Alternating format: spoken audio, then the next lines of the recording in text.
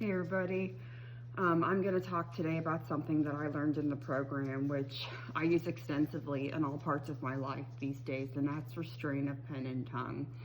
You know, previously, gosh, when I was younger, when I was out there, even my first few years sober, people could share things that were going on in their life, whether good times or bad, or conflict they had, or they weren't sure what next steps to take, and I would always give my opinion, usually about something that I had no experience on. And it only pushed people away. You know, they no longer wanted to share things with me because they always knew I was going to come with some kind of feedback, which could be perceived as a judgment. And unfortunately, I also would get frustrated when they wouldn't take my feedback and execute on it, which is so unfair.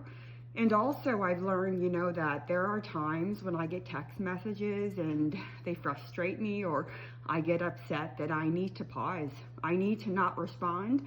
I, at times, will have an emotional reaction and I catch feelings, and I don't need to be hitting reply at all in that time because I'm not going to be responsive, and I need to be responsive. If I reply when I'm reactive, then all they're going to hear is my energy. They're not going to hear my words. So these days, those two pieces of restraint of pen and tongue, I don't do it perfectly, but it really helps with my relationships with everyone, and I'm not doing harm.